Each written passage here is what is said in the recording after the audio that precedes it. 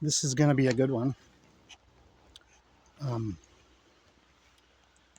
this video is going to be for my friends in the Sydney, Australia area. Craig, Linda, Jeff, Deborah. Put this video on the big screen, make some popcorn, and have a seat. Linda, you have my permission to grab the remote control, and you can now press play. What I'm about to say is loosely based on a true story I'm about to make up, but only the facts have been changed.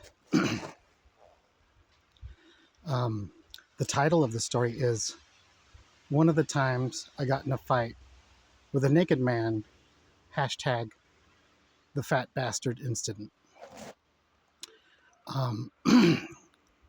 Guaranteed that Joe Biden, Donald Trump, Kamala Harris, J.D. Vance, Candace Owens, Benjamin Netanyahu, 7 billion people that live on this planet, and my cousin Luke will see this video within the next 7 days. But this video is not for those people. This video is for my Aussie mates in Doonside, New South Wales. Wink, wink, we really know they live in Castle Hill. Okay, so I started the day eating Taco Bell at Country Club in Maine, where my friend Caesar works, as previously noted. When I got to work, I clocked in 7 minutes early, which I did every day for 28 straight years without fail.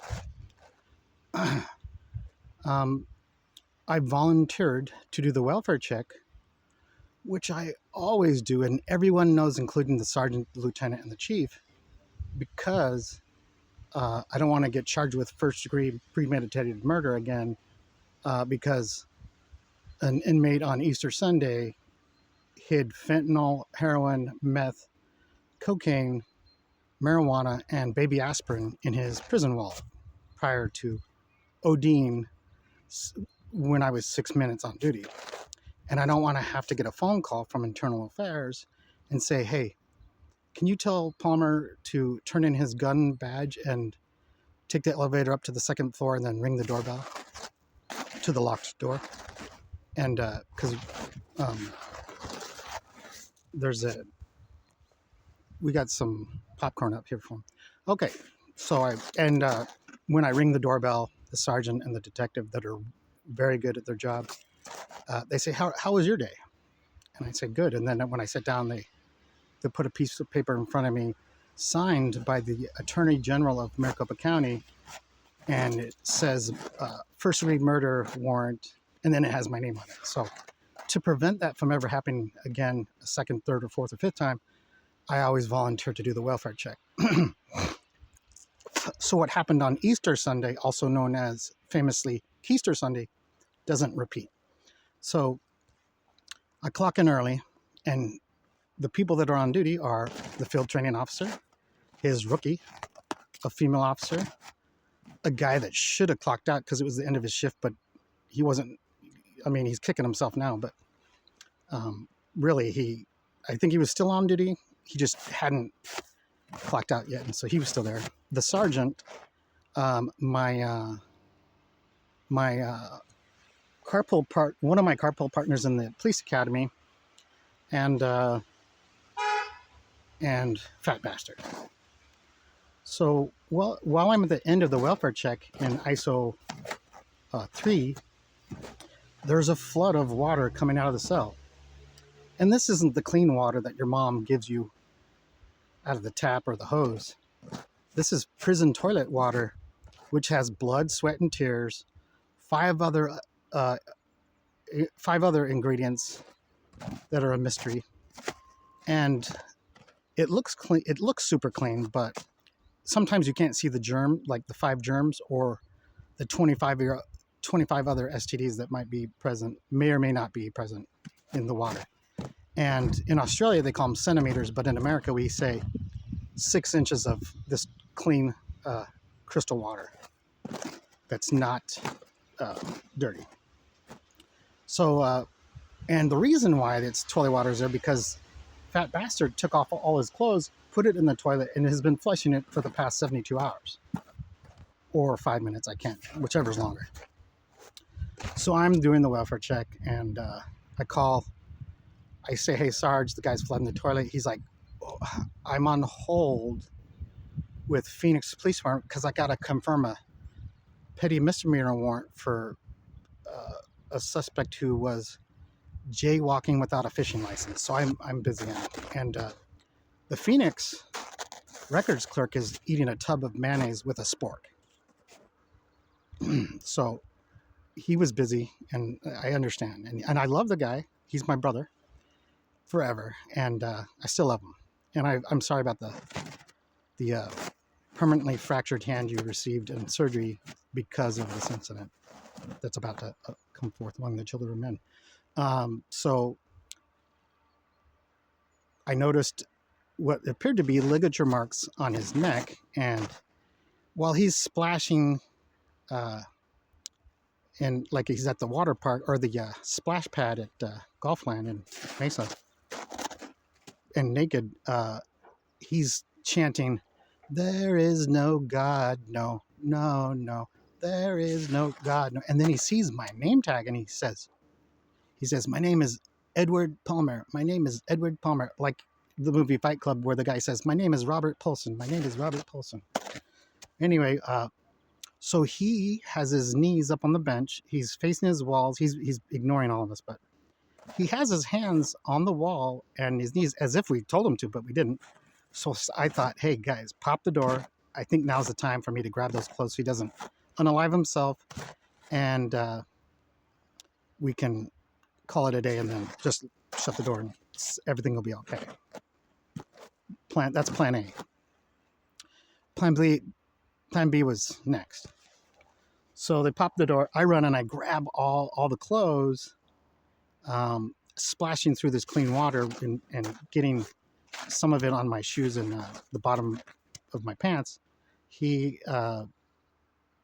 turns around and runs to the door and sticks his arm and leg so we can't shut it. So luckily we have tools like pepper spray. So I had pepper spray, but the door was going back and forth, and I missed it. I actually cocked it a little bit left, and I sprayed the field training officer in the face, which was an accident.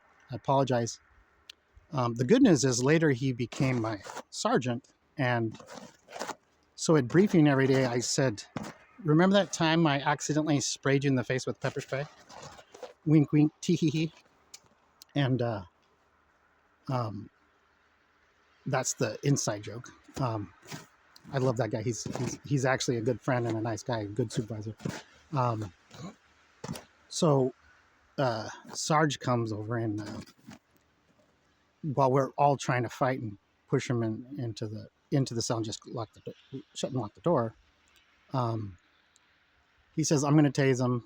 Time, let go of the door, and I'll just tase him." And it worked. It kind of worked.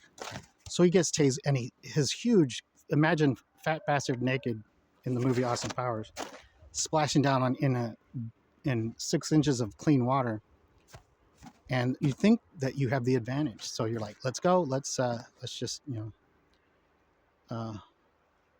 restrain him, zero problems." Well, he's on his stomach, and we think we can get his arms behind his back, and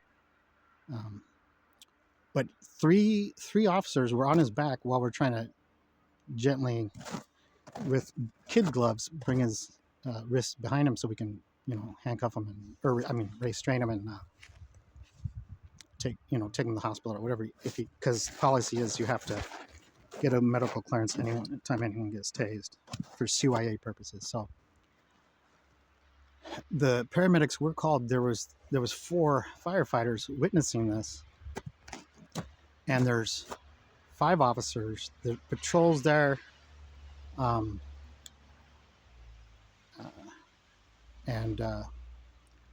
during this fight, he did kick the female officer in the face. So the female officer gets a little bit of cocktail juice and toe jam in her mouth, but it's called a Friday, or a day that ends in Y.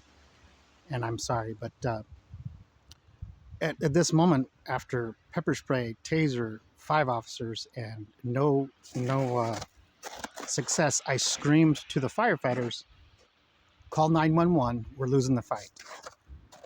And so more patrol officers come, and it ends up we do get him in handcuffs gently using kid gloves, and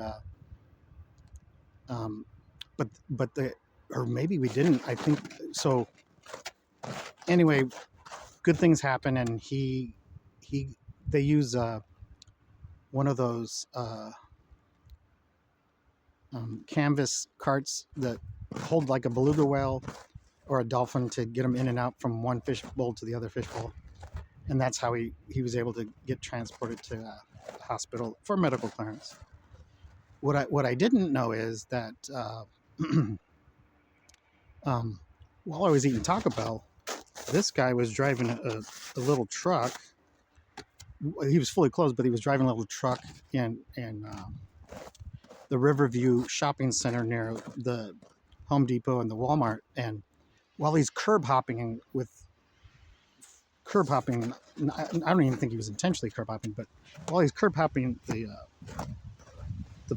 the concrete slabs in the parking lot there, after his car comes to a rest, he walks into the Walmart, and like the movie Rampage, he's an animal just tossing, slowly walking and tossing stuff to and fro, like the Stay Puft Marshmallow Man, and then he assaults one of the Walmart guys that is not prepared to defend himself at all times, and so they call the police, and the police officer who just randomly has eyeglasses, sir, can I get your name and date of birth?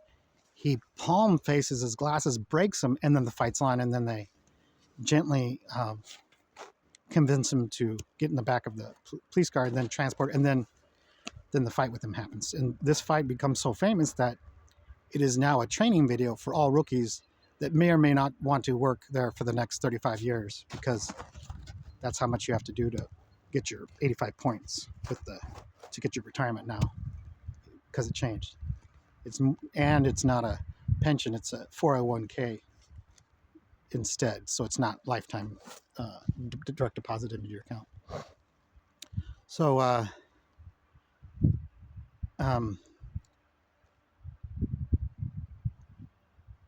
then after he gets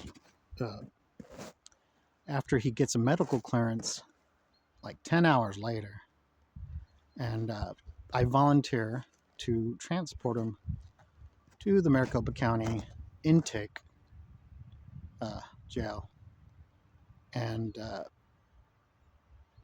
he was very nice. He said, "Yes, sir, no, sir, thank you, and please," and all that. And he didn't recognize me. And after a 15-hour shift that started with only a 10-hour shift, it wasn't supposed to be a 15-hour shift, everything was good. And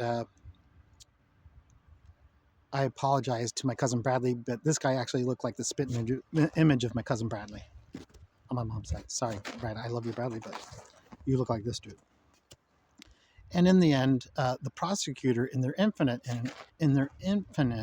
wisdom, the county prosecutor, drops the ag assault charges on the arresting officer who had his prescription glasses broken and disorderly. Like, it's so good that we have prosecutors that will drop all the felony charges on a violent criminal, and then against me, because he grabbed me by my chest,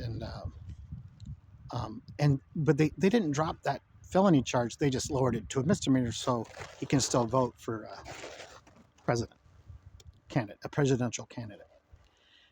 But the good news is, luckily, I received a pay cut just before this incident, because the governor of California and the governor of Minnesota said, defund the police, which I totally agree with. He, wink, wink. So this was one of the best days of my entire life. And if the Attorney General of Maricopa County was gonna send me to prison for first-degree murder of the that other guy, guaranteed I would show up to court. I wouldn't violate my promise to appear, and I wouldn't be hiding in the western suburbs of New South Wales or 1 hour drive south in Ukraine, 1 hour drive from the Russian border with Shahed drones flying above me 24/7, 365, a laser dot pointed at my forehead, and nuclear weapons pointed at me for the rest of my entire life. I would go to court because I'm a good person, and that's, you should do what, you should do the right thing when you have a choice in life.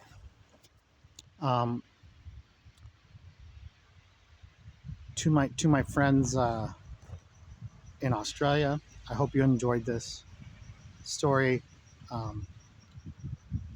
I will go eat lunch because I'm very hungry. I will talk to you later.